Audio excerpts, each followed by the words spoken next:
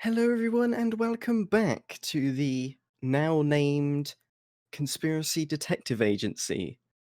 Because I figured we're the best suited detectives for this job. Sounds so professional. We're gonna lull everyone in with a false sense of security and professionalism, and then stab them in the back. I think last episode of Dyatlov Pass, what was the ending conclusion? Yeti spies. Yeti spies. And Yeah. if that doesn't yell professionalism, I don't know what does. All right, so today is a bit of a true crime one. Oh, okay. We're we're getting a bit further from the weirder side of things, but Okay. it's a well, I say that. This was just meant to be a small case that I was gonna do a tinier episode this time. Okay. I went down a rabbit hole and it Oh boy. became I realized this is something much bigger than I thought it was. Okay. Um, have you ever heard of Nicolas Barclay? No. Can I guess who he is? Sure. Is he the founder of Barclays? He's a 13-year-old child who went missing. Is he the founder of Barclays? As far as I'm aware, no. All right. All right. But we'll keep that in the back of our minds because you never know.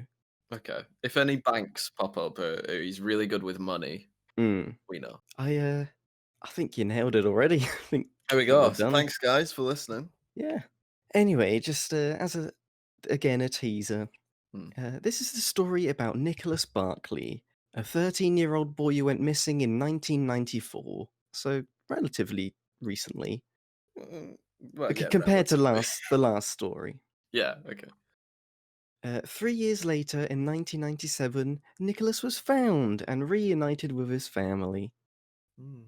Except it wasn't him. I'm Who was this stranger? gonna cast my mind back Mm-hmm. to 1994. Oh, what was I going don't on know. then? Hold What on. came out? 1994. Let's see. Yeah, so there are many missing persons cases we could cover, but Hmm. the reason this one stood out to me is just how bizarre the whole thing is. Like, the Okay. main investigator said it's by far the strangest case he's ever done, and nothing like it will ever happen again. Oh, all right. Mm. Well, Mhm. 1994. Right. We have Pulp Fiction. Ooh, okay. We So have the launch of Friends. okay, I'm getting a picture of this era now. Yeah. We have Kurt Cobain killing himself. Oh, great. I was born 98, so, I wasn't till 99. right. The Lion King. Really? With songs by our man Elton John. What a Um, what a year that was. yeah, that is a good year. Amazon apparently was a thing. Amazon? How does Yeah. well, Anyway, I can so, see this. yeah, you got this 13-year-old kid, he does the dance John Travolta does. Yep, he You know, plays you on his got that cra PlayStation. He Hang on, was that is how old's the yeah, PlayStation? yeah, Really? not PlayStation, number 1. Jesus. Okay. Launched at the tail end of '94, it says, Oof. and that's from www.mme.com. So we know it's real. So, this case is free from alien theories and stuff like that, but don't worry, everyone listening. Next time, I'll make sure to find a real doozy. I'll find the weirdest I can. Okay, that sounds good. Just, you know. And, like last time with Dyatlov Pass, I'm gonna tell this as, like, a timeline. Okay. Tell me about this boy's life. I I shall. wanna know how he was born. Was How he a was he born? cesarean? Nicholas Barclay was born December 31st, 1980. So, Oh, wow. yeah, New Year's Eve boy. Yeah, he's a New Year nut. He he is indeed. His mother was a single mother called Beverly, Hmm. The and Beverleys usually are. yeah, so there's a few names you gotta remember. So Beverly, the mother, Mhm. the older brother called Jason, Yeah. Jason. Yeah. An older sister called Carrie as well. Okay. Um, but both of them were much older than Nicholas, so like in their Right. 20s, I think, when he was born. Jesus. Yeah, exactly. Oh, the parents are busy. I mean, I think it was all different fathers. That sounds like Beverly to me. Classic Beverly. So living in Texas growing up, Nicholas was a problem child. Uh, Bloody hell. yeah, he had a juvenile criminal record for like breaking and entering, stealing, threatening teachers, Jesus. I'll and tell you he what he was was. doing. He was stealing Pulp Fiction DVDs, mate. That's what he was doing. I mean, it gave him inspiration to like rob a Yeah, a cafeteria. cafe, right? He was also quite verbally and physically abusive to his mother. So all fun with She Nicholas, sounds like a naff anyways. stand-up gal. Yeah. I mean, I won't try and judge too hard, as you know, I don't have kids myself, and Oh, no, no, I'm gonna judge. um, sometimes they just turn out shitty, don't they? Yeah, Just but I'm not going into it. There's yeah, reasons these things happen, alright? it didn't feel like he had the best upbringing. Yeah. His mum, so she was single and had a drug addiction. Oh god, Beverly. Beverly. Um, she also asked the older brother to come live with her to like help control Nicholas. Okay, that's fine, that makes sense. But Jason, the older brother, also had a cocaine addiction Oh my god. and could be quite violent. So I'm Did they painting a picture for this family. This house is in ruins. I think the house is actually quite. It's like in a nice neighborhood. Really? Yeah, it looked quite nice. How are they affording it if they own cocaine and bloody all sorts? He probably sells it. Not licorice, all sorts, just more Yeah, drugs. just more. So yeah, the police had to visit quite frequently with like domestic abuse calls and stuff like that. Right. So now, we'll just that was a brief overview of his short life. Okay. Skipping to Nicholas when he was 13.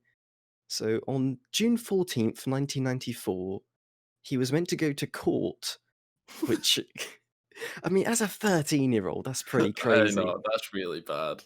When I was 13, I was like pretending to play Star Wars with my friends and stuff like Yeah, that. I don't even know what I was doing at 13. I just remember being like 16 onwards, Right. and then I have selective memories. So this court was to see of whether he needs to go to a group home, which is like a home where people with special care all live together, basically. Oh, like a foster home. Yeah, in a sense, but more like for kids who have issues. Okay, which he does. Plentiful. Yes. And this was not a thing that Nicholas would have wanted. Okay. So the day before the court, which was June 13th, is when Nicholas was last seen. He was playing basketball at a park a few miles from the house, and he called his mother to come pick him up. Mhm. But instead, his brother Jason answered and said his mother was sleeping, so they have to walk. Wait, he had a phone at the age of 13 in 1994? Yeah, I guess. Or was it like do you think it was like That's a payphone? he might have gone. Yeah, maybe he went to a payphone. Yeah, that's a good. Hmm, Yeah, he had like one of those giant cubes with the yeah. the phone attached. Or hear Mm, me out, early theory, mm. he's a boy out of time. Oh, Yeah. that's keep that in the back of your head. I'm sure that'll come back. Please continue. So yeah, he had to walk the couple miles, Mhm. and that was the last time anyone ever heard of Nicholas. The S- real Nicholas. Ooh. The same day, Beverly called police and reported him missing. Okay. Uh, but as Nicholas had the court appearance like next day, people were like, he's probably just ran off for a bit Yeah, to run yeah, away from the court thing. makes sense. But eventually, police started actually looking, like a couple days later. But nothing was ever found of Nicholas. Okay. So a little time jump to the 25th of September that same year, so a Mhm. couple months later.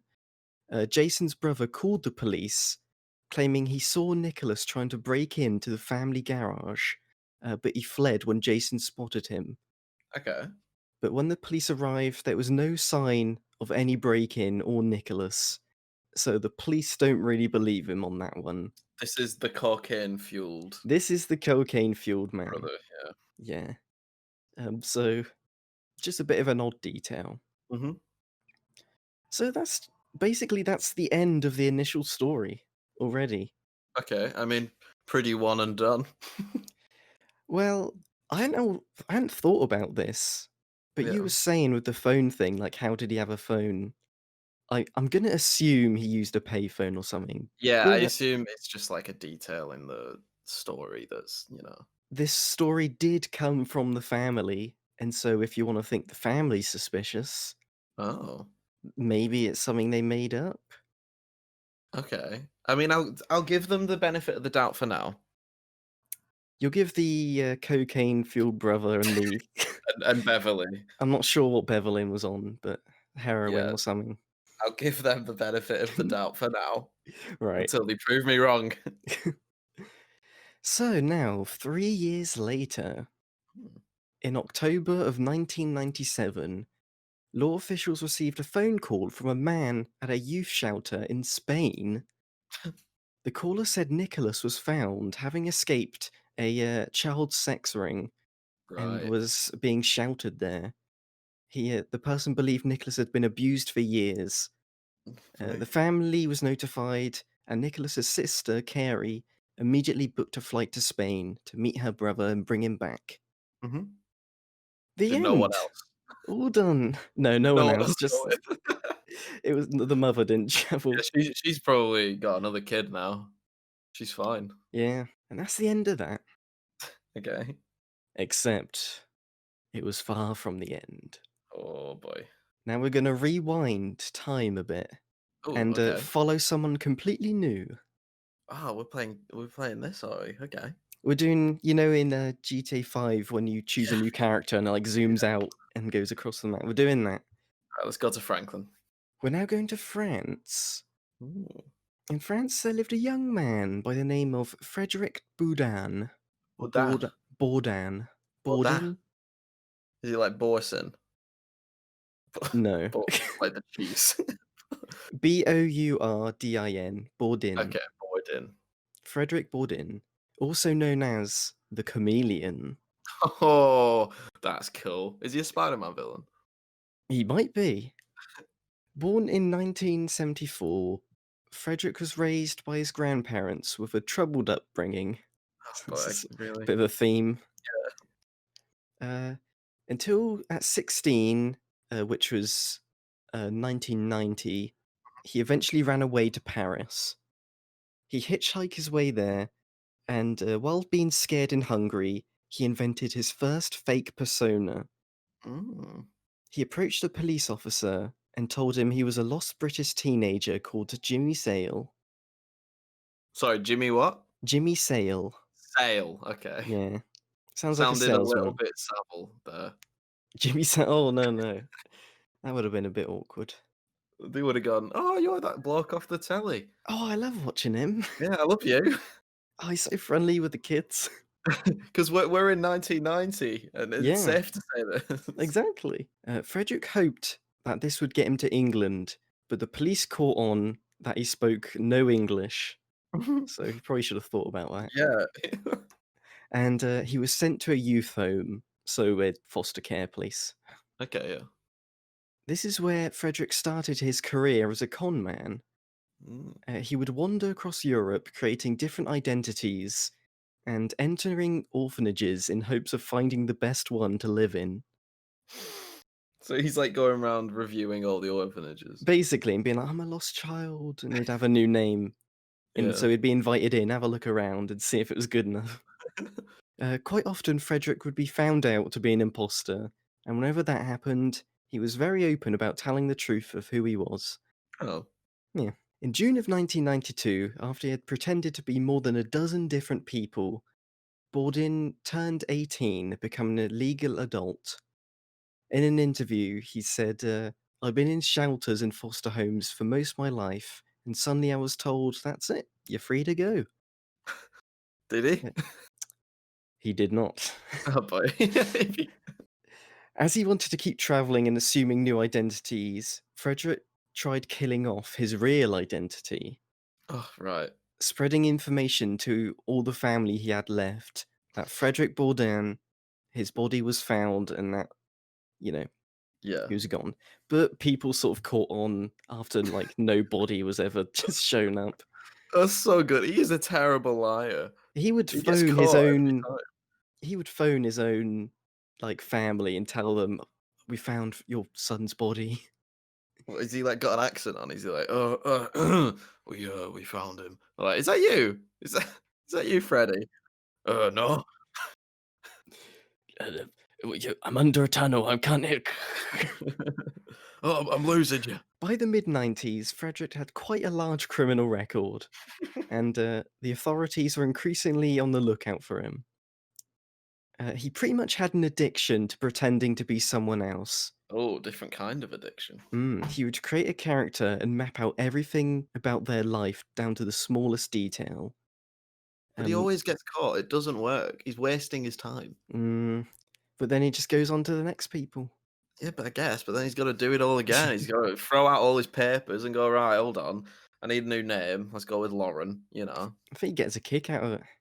I mean, Uh, yeah, if you know. I mean, he's talked about how easy it is to fool people, especially when he'd pretend to be a teen and like he'd Mm, act all vulnerable and people just would trust him. yeah, I mean, I could see that. In 1997, Spain, so he's travelled the Europes. The Europe. Frederick was living in a youth home, even though he would have been 21 or Okay. something. He was just pretending to be like 16. Right. He's quite a short, like young looking fella. Yeah, it's just a bit weird. It is. So, after suspicion he wasn't a teenager, a child welfare judge gave him 24 hours to prove who he was, or to prove that he was like 18 or whatever. Yeah. So Frederick came up with a plan. If he could fool the judge into thinking he was American, he might be let go and back to America. Okay. So he called the National Center for Missing and Exploited Children in Virginia. He claimed to be a director of the Spanish youth shelter and was like, "Hey," he said, "I've got a frightened child who's turned up at the shelter. Mm. Would you tell me, like, if there's any kids from America who are missing? Because he seems American to me." Right, okay. And so Frederick gave a description of himself, basically. He was like, "Oh, this boy's short. He has a Mhm, prominent chin, brown hair, and a gap between his teeth." mhm. And asked if the center had anyone similar who's been missing. After searching, the woman at the center said the boy might be Nicolas Barclay, who had been reported missing since 1994. Yep. Frederick was like, "Oh, well, that'll do." And so he called the police department in Texas and claimed to be a Spanish police officer and said he had found Nicholas. Right. Our The next timelines are converging here. Yes. So the next day, Frederick received a flyer of Nicholas from when he was missing, like "Have you seen this boy?" type thing. Yeah. Um, Frederick said in an interview that he looked at the flyer and thought, "I'm dead," because Nicholas had mostly blonde hair and blue eyes, Okay. and had a tattoo on his thumb, and which Frederick had none of these things. Wait, he had a tattoo? I know, he's 13, he had a At tattoo. 13? Jesus Christ, this I know, child he's a menace. is a menace to the society. So quickly, Frederick dyed his hair blonde, used ink from a pen and a needle to make a tattoo on his thumb.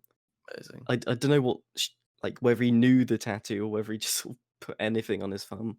Also, wouldn't, like, ink from a pen, like, give you problems if you just, like, was injecting that into you with, like, a needle? I'm gonna say Frederick wasn't thinking about that. Alright, alright. And as for the different coloured eyes, Mm. Frederick knew he'd have to come up with a backstory. So this was his story.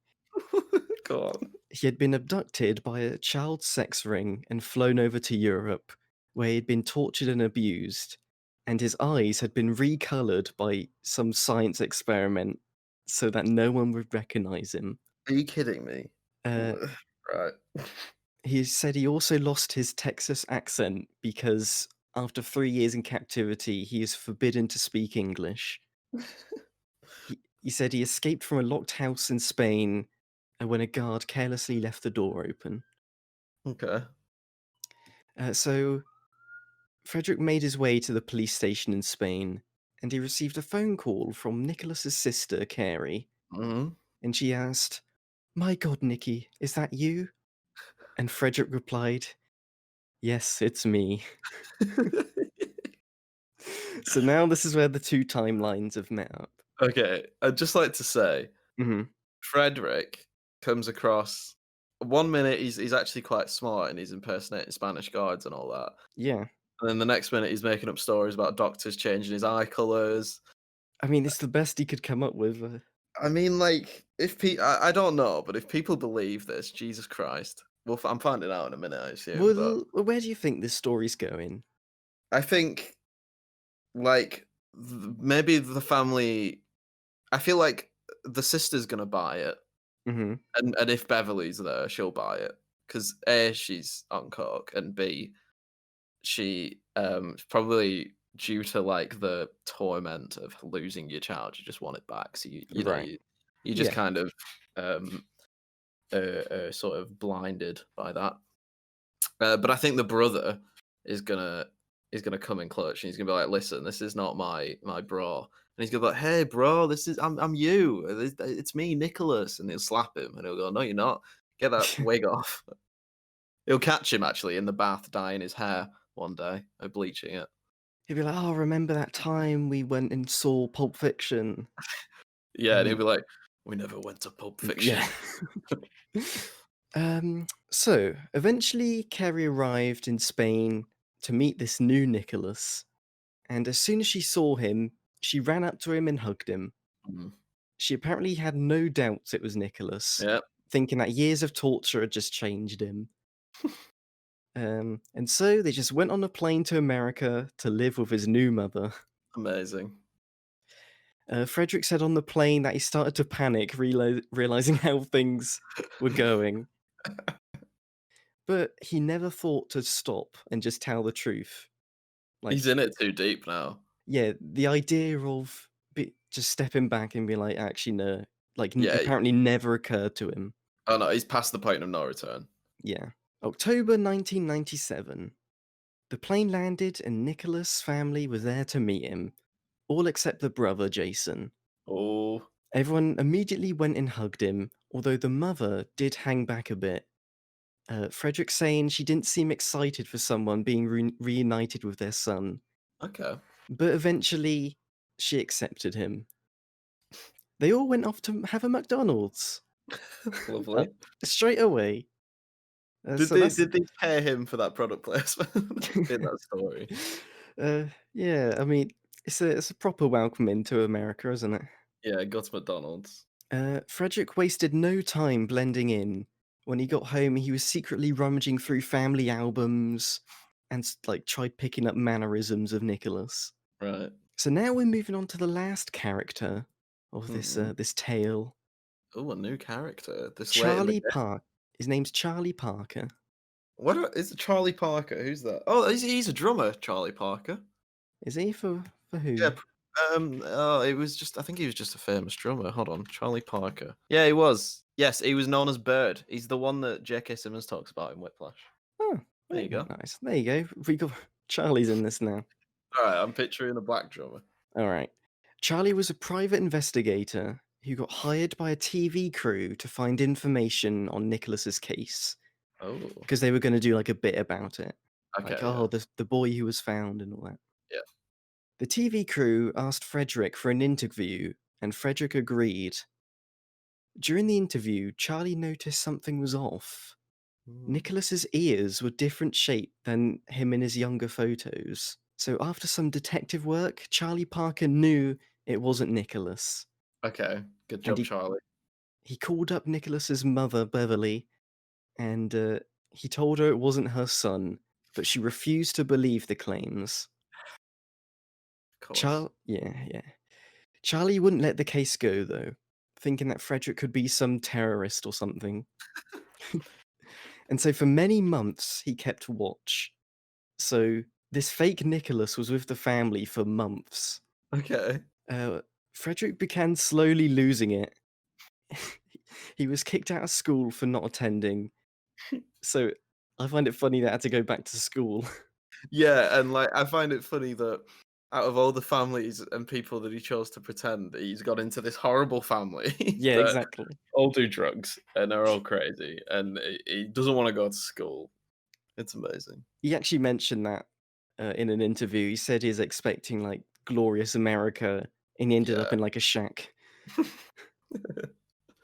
He also started to like scar himself just out of like insanity.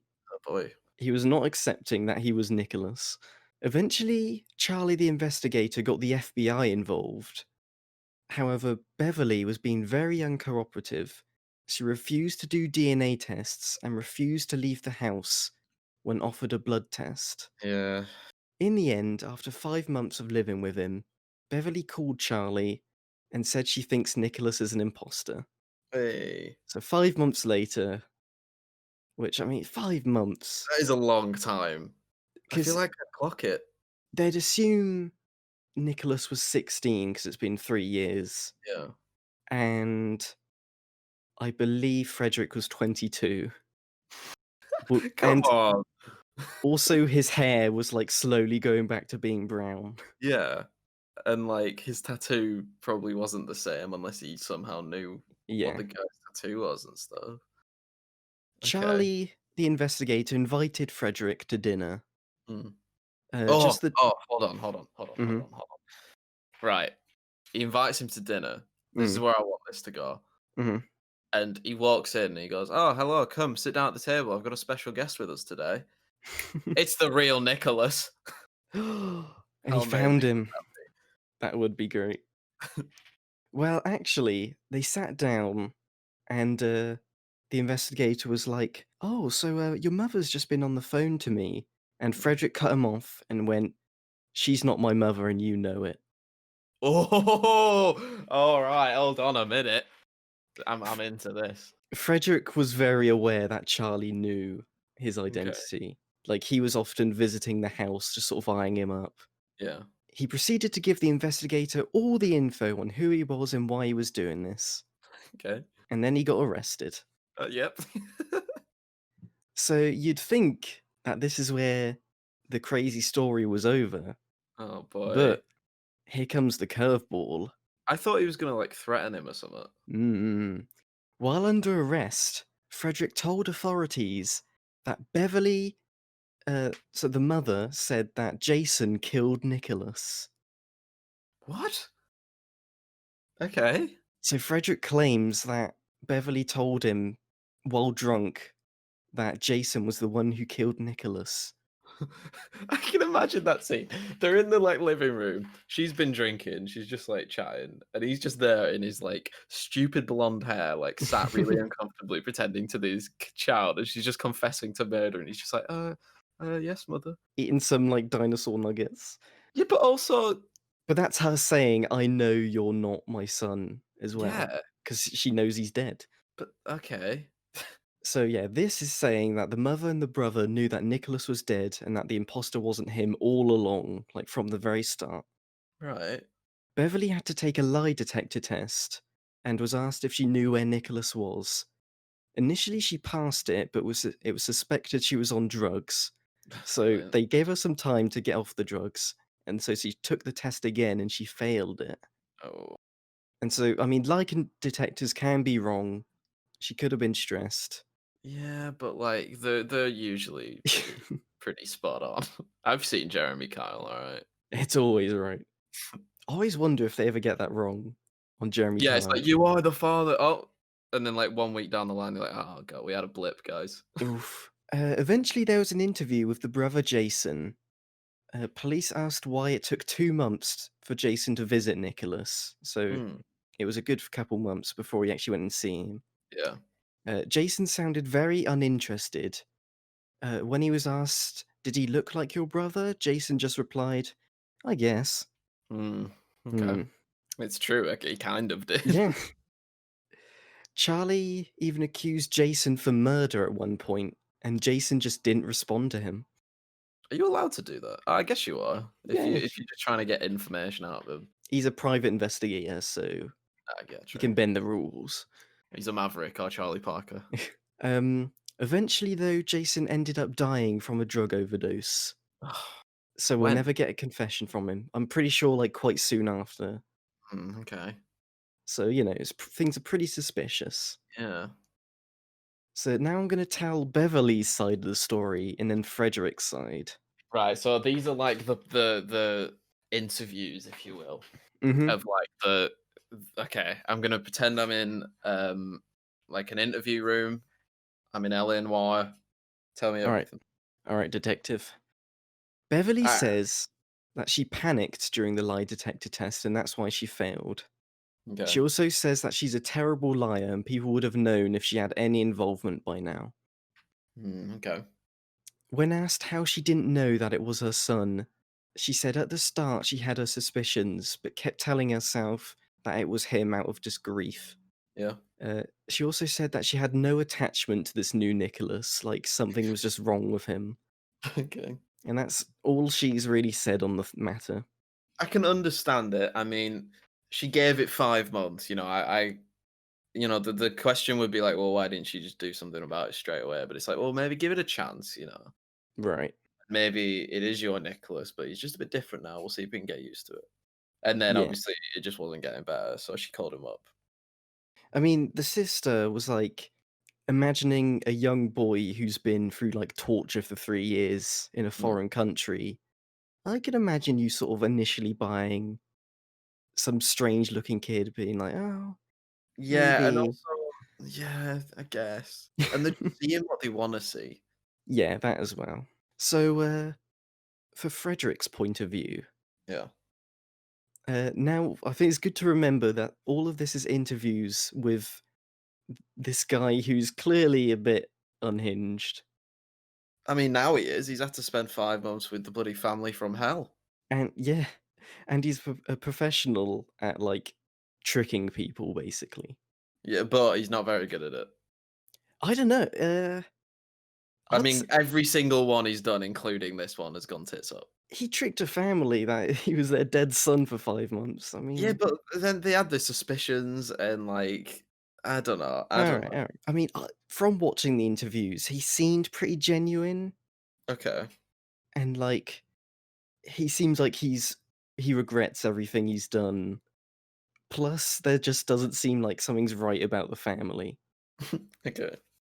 Frederick claims that Jason first met him after like the 2 months Hmm. there. Jason met him, and he said he was very standoffish and reluctant to talk to Nicholas. Yeah. After his first meet-up, Frederick said it was clear that Jason knew what had happened to Nicholas and started to feel uneasy. And so I love that at this point we've got a what is a 22-year-old pretending to be this family's lost child, Mm. and he's the one who's starting to get scared of the family. Yeah, that's what I'm thinking. It's great. It's like he's really done himself in now. Yeah.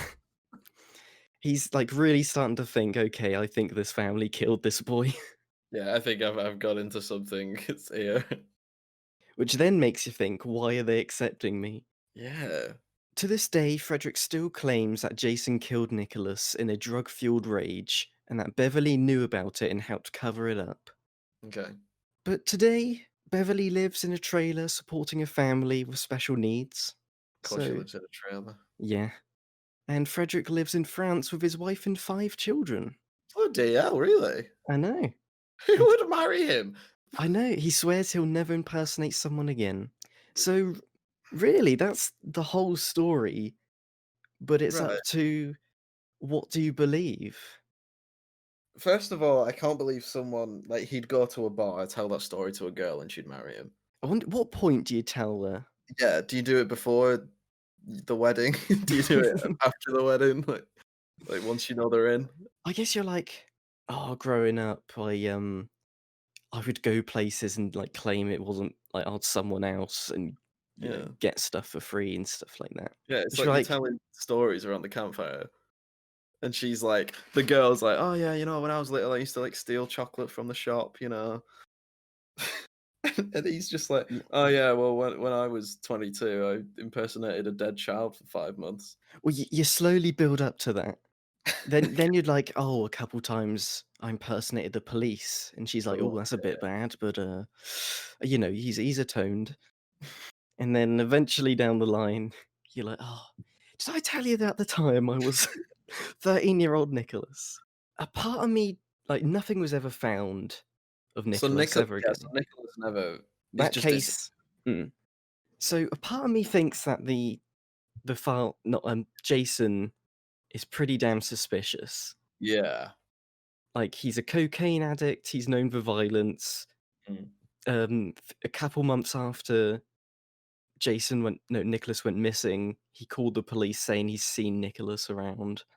Yeah, Like, that is weird. that might be just a guilt thing where he's seen things.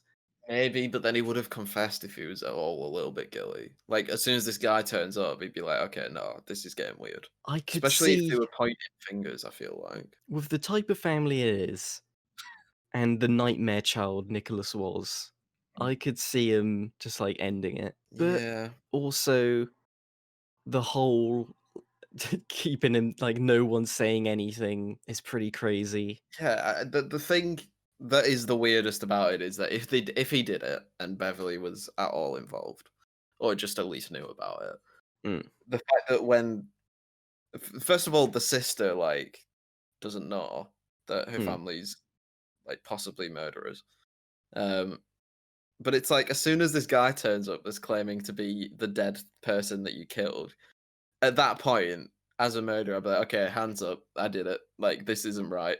Right.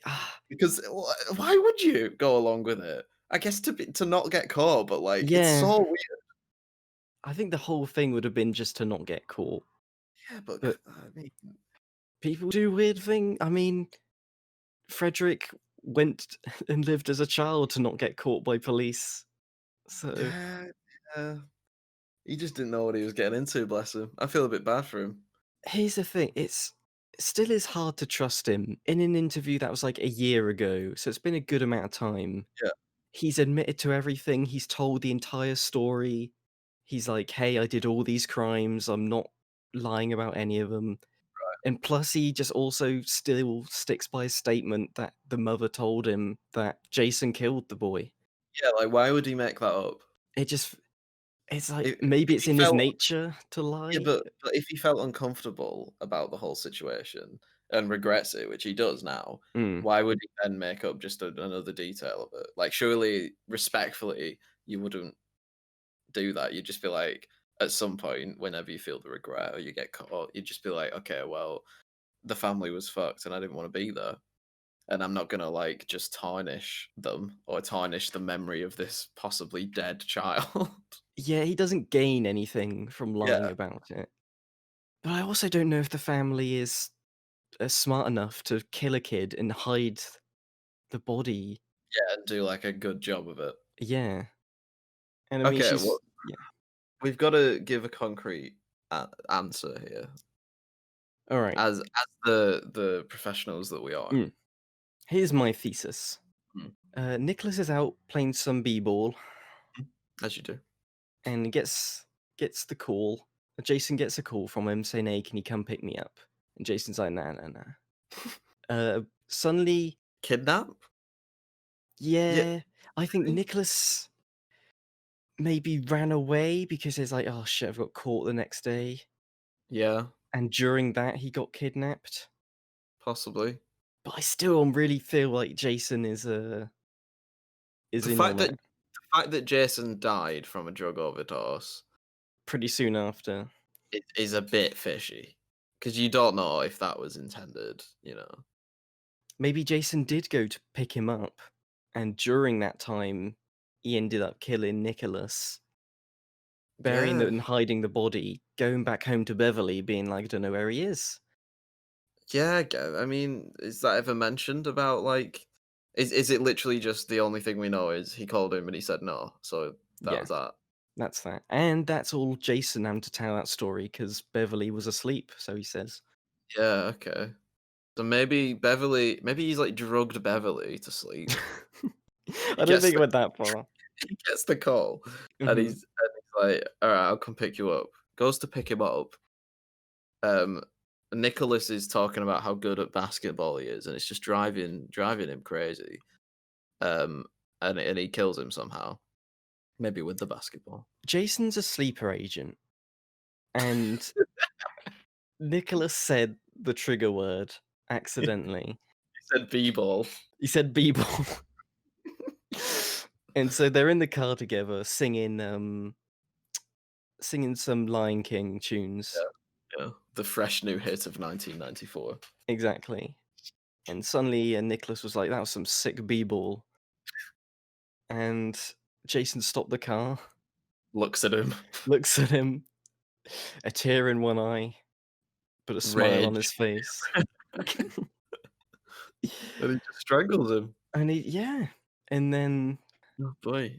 Yeah, where would the body go? yeah, that's the thing. I don't know what, like, that M- suggests kidnapping. The fact Maybe he's like never found, but yeah, maybe he fashioned like a new basketball from the skin of Jesus, Nicholas. God, Jason, you're sick.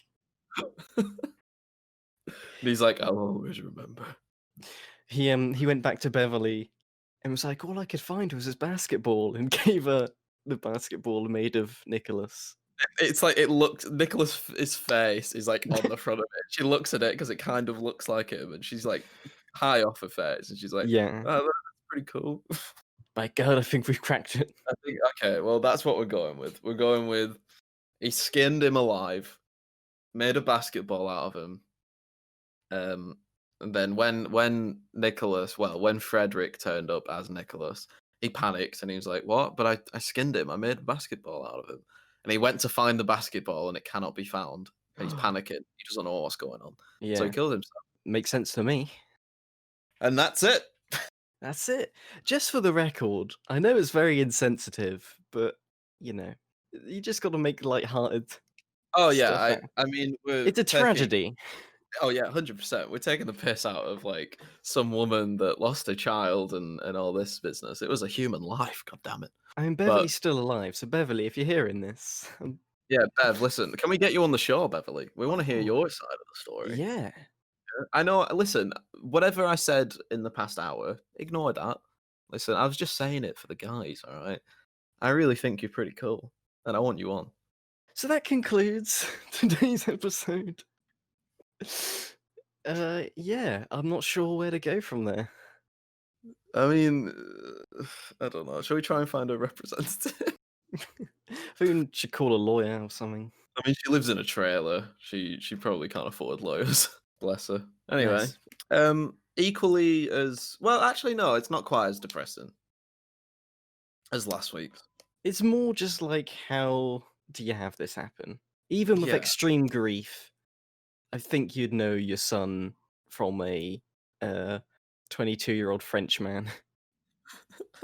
I can just imagine, like, oh, there's so many good like things, visuals going on in my mind. Like, there's just like this guy with like a hat on, and he's got like a tash, and he just shaves the tash off, like draws a little black thing in between his teeth, and he's just like pretending to be a child wearing clothes that don't fit him. Hello, mother. It is I, Nicholas. Oh, Nicholas, my child. You've picked up a bit of an accent, haven't you? No, I like to play the basketball. yes, let's get the b-ball. And then Jason triggered. That's Oh, it. dig. All right.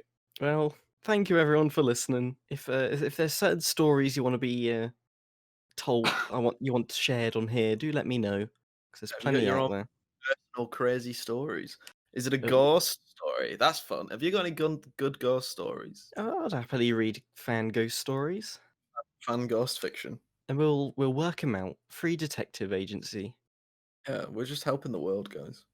For free. All right, fare ye well. We'll see you soon, Bev. Bye, Bev.